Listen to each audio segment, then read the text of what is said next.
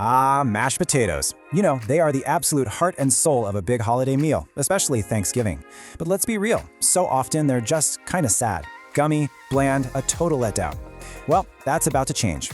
In this explainer, we are diving deep into professional chef Frank Frodo's completely foolproof method for the creamiest, dreamiest, most buttery mashed potatoes you've ever tasted. So let's just start with Chef Frank's promise, okay? What we're aiming for here is fluffy, creamy perfection. We are not making the sticky, gluey stuff your Aunt Mallory makes. No offense to Aunt Mallory, but we're leaving those potato disasters in the past. You know, the whole philosophy here is actually super simple. This isn't about a ton of complicated steps or fancy, hard-to-find ingredients. It all comes down to this: good stuff in, good stuff out. We're talking quality potatoes, good butter, good cream. And by the way, this works with non-dairy substitutes too. Just make sure you're using a high-quality vegan butter and a creamy plant-based milk. The principle is exactly the same. All right, let's get into it. Because the secret to making truly incredible mashed potatoes, well, it starts way before they even get near a pot of boiling water. It's all about the prep. It all begins with choosing the right potato. And here's the first big secret from Chef Frank. You gotta use two different kinds. Your classic russets, they bring that light, starchy, super fluffy texture that we all crave. But then you bring in the Yukon Golds, and they add this amazing, dense creaminess and a naturally buttery flavor. It's a partnership, a real 1-2 punch for perfect potatoes. And please, forget spending what feels like hours slowly peeling potatoes. This method is a total game changer. Just slice off the top, slice off the bottom so you have a nice flat base to work with, and then zip, zip, zip, long clean cuts right down the sides. It is shockingly fast. We're talking like 10 seconds a potato. Okay, this next part is gonna feel a little weird, maybe even wrong. Most of us, right, we chop our potatoes into tiny little cubes thinking they'll cook faster, but Chef Frank says no, you want big, uniform chunks. And there's some actual science behind why this is so important. So here's the deal. When you have a bunch of tiny little pieces, they have a ton of surface area, and when they boil, they just act like little sponges, soaking up all that water. That makes them waterlogged, and you guessed it, it completely dilutes the potato flavor. Big chunks mean less water gets in, which means there's more room for them to soak up all that delicious cream and butter later. And here is a pro tip that is gonna save you so much stress on Thanksgiving Day. The second you're done cutting your potatoes, they go straight into a bowl of cold water. This does two things. One, it stops them from oxidizing and turning that gross brownish gray color. And two, it means you can do all of this prep the night before. Just pop the bowl in the fridge and they're ready to go. Okay, prep is done. Now let's move on to the actual cooking, because how you cook these potatoes is every bit as important as how you prep them.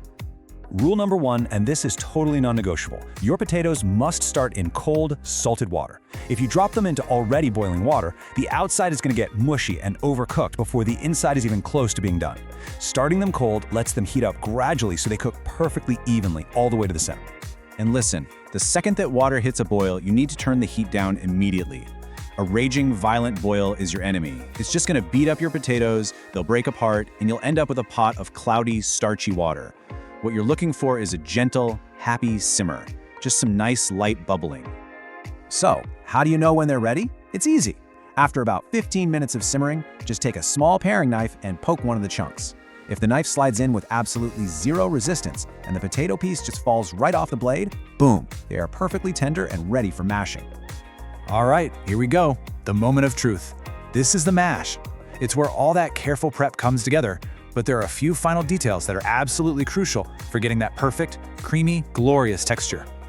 First things first, let's talk tools. Chef Frank's go-to is just a simple, old-school hand masher. Not a food processor, not a ricer. Why? Because, as he says, this is mashed potatoes, not potato puree. We want a little bit of texture, maybe a few rustic lumps here and there. That's what makes them feel homemade and comforting. Okay, listen up. If you only remember one thing from this entire explainer, please let it be this. While your potatoes are draining, you need to have your cream and your butter gently warming up in a saucepan on the stove. Adding cold dairy to hot potatoes is the fastest way to ruin them. It seizes them up, cools everything down, and you get a gummy, sticky mess. Everything must be hot. The order you do things in now really matters. So first, drain those potatoes really well and put them back in the hot pot for just a minute. Let that last bit of water steam off. Then, and this is key, add your salt and pepper before any liquid goes in. This helps it dissolve and season the potatoes evenly. Then, pour in about half of your warm cream and butter, start mashing, and only add more liquid as you need it to get that perfect consistency. You know, one of the biggest mistakes people make is not tasting their food as they cook. Don't just dump all the salt in at once. Season a little. mash a little, and then taste. Keep doing that. The goal here isn't just salty, it's perfectly seasoned. And honestly, with potatoes this good, simple salt and pepper is all you really need. But hey, if you want to fold in some fresh chives at the end, nobody's gonna complain. So we have prepped, we've cooked, we've mashed, and now for the absolute best part, serving up these perfect, beautiful potatoes. And hey, presentation counts. Don't just scoop them onto a plate. Pile them high in a big serving bowl and then use the back of a spoon to create a little well right in the middle. The chefs call it the volcano. It's the perfect spot for a big pool of melted butter or a ladle of gravy. And if you want to get really fancy, brush the top with butter and stick it under the broiler for a minute to get a gorgeous golden brown crust. It's next level. And that's really the beauty of it, isn't it? When you get right down to it, there's no crazy secret ingredient here. It's just potatoes, butter, cream, salt, and pepper.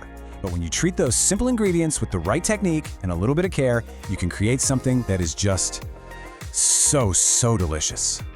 So there you have it, a method that is practically guaranteed to make you a legend at the next holiday dinner. They're creamy, they're buttery, they taste like the best potato you've ever had, which really only leaves one final thought from the chef himself. Go ahead, he dares you to find a single person who doesn't think these are absolutely delicious.